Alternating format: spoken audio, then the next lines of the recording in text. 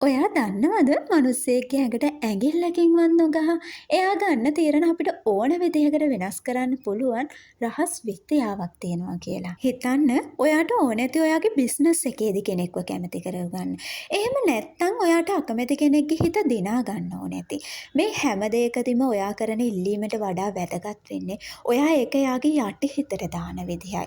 අද මම ඔයාලට කියලා දෙන්නේ ඕනම මිනිස්සෙක්ගේ හිතේ තියෙන නෑ කියන වචනය ඔව් කියන වචනයට හරවන්න පුළුවන් ඒ ප්‍රබල මනෝවිද්‍යාත්මක රහස් තුනක් ගැන. ඔයා මේක හරියට දැනගත්තොත් ඕනම කෙනෙක්ව පාලනය කරන අදෘශ්‍යමාන නූල ඔයාගේ අතට ලැබෙනවා. මිනිස්සෙක්ගේ යටිහිත කියන්නේ හරියට බියගොළු මුරකරුවෙක් වගේ. ඔයා එකපාරටම ගිහින් ලොකු එල්ලීමක් කරොත් ඒ මුරකාරයා බය වෙලා දොර වහගන්නවා.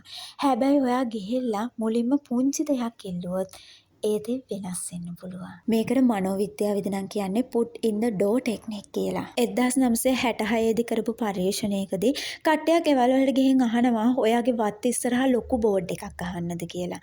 හැමෝම බෑ කියලා කියනවා. හැබැයි ඊළඟට කරේ මුලින්ම ගිහින් කිව්වේ ඔයාගේ ජනේලේ පුංචි ස්ටිකර් එකක් අලවන්නද කියලා. ඒකට එයාලා කැමති වෙනවා. සති දෙකකට පස්සේ ඒ කට්ටියගෙන් ආපහු අහනවා අර බෝඩ් එක ගැන. එතකොට එයාලා ඒකටත් කැමති වුණා.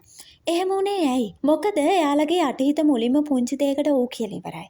ඒක නිසා ලොකු ජයග්‍රහණයක් ඕන නම් මුලින්ම පොඩි දොරවල් වලින් ඇතුළු වෙන්න ඕනේ. ඔයාට අකමැති කෙනෙක් ඔයාගේ හොඳම යාළුවා කරගන්නේ කොහොමද?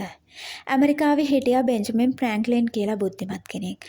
ෆ්‍රැන්ක්ලින්ටත් මෙහෙම අකමැති කෙනෙක් හිටියා. මෙයා කළේ මහ පුදුම වැඩක්. ෆ්‍රැන්ක්ලින් කරේ එයාට උදව් කරනවා වෙනුවට මේ මිනිස්යාගෙන් පුංචි උදව්වක් ඉල්ලුවා.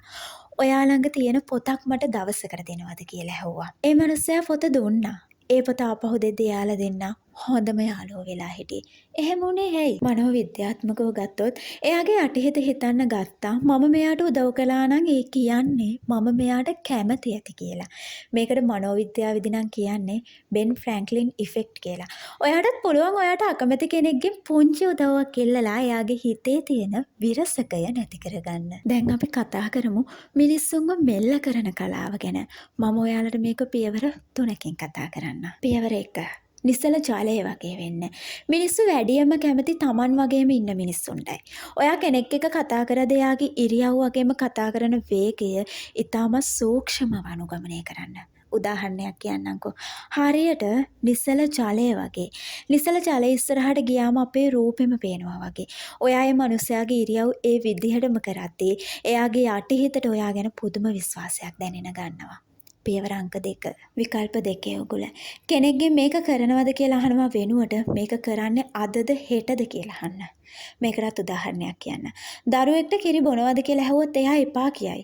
හැබැයි ඔයා එයාට කිව්වොත් නිල් පාට කෝප්පෙන්ද කිරි බොන්නේ රතු පාට කෝප්පේටද කියලා ඇහුවොත් එයාගේ යටිහිත හිතන්නේ කිරි බොන එක අනිවාර්යයි කියලා. ඒත් එයාට තේරීමක් තියෙනවා කියලා. මේකෙන් ඔයාට ඕනේ දේ එයාලව කරව ගන්න පුළුවන් වෙනවා. පියවර 3. එහෙම නැත්නම් අවසාන පියවර. හිඟකම පාවිච්චි කරන්න. ඒ කියන්නේ මොකද්ද? මිනිස්සු වැඩියම වටිනාකම දෙන්නේ ලේසියෙන් හම්බ වෙන්නේ නැති දේවල් වලට. මෙහෙම හිතන්නකෝ.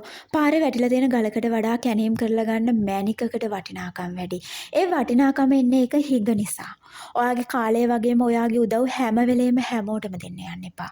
ඔයා ඒවා අඩු කරන තරමට ඔයාගේ වටිනාකම වගේම ඔයාගේ වචන වලට තියෙන බලය වැඩි වෙනවා. මිනිස්සෙක්ගේ හිත හරියට මල් වත්තක් වගේ. ඔයා ඒ මල් වත්තට බලෙන් පැනලා මල් කඩන්න හැදුවොත් පත්තේ අයිතිකාරයා ඔයාව පන්නලා දාවි. හැබැයි ඔයා මීමැස්සෙක් වගේ හරිම නිහඬව මලේ සුවඳට ආකර්ෂණය වෙලා ඇතුළට ගියොත් එහෙම ඔයාට කිසිම බාධාවක් නැතුව රොන් ගන්න පුළුවන්. මිනිස්සුන්ගේ යටිහිතට බලපෑම් කරනවා කියන්නේ අන්න ඒ වගේ දෙයක්. බලෙන් දෙයක් කරවන්න හදන්න එපා. හරියට හුළඟ සහ ඉර වගේ. හුළඟ බලෙන් කෝට් එක ගලවන්න හැදුවට ඒ මිනිස්සයා එක තවත් තදින් අල්ලගත්තා. හැබැයි ඉර කරේ නිහඬව රස්නේ වැඩි කරා මේ මිනිස්සයා තමන්ගේ කැමැත්තෙන්ම ඒ රස්නේ දරා ගන්න බැරි හින්දා කෝට් එක ගැලෙව්වා.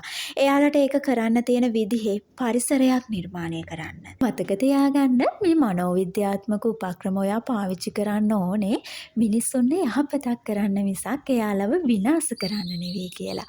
මොකද පිහියක් කියන දේ පාවිච්චි කරලා කෙනෙක්ගේ පණ බේර ගන්නත් පුළුවන්, පණ ගන්නත් පුළුවන්.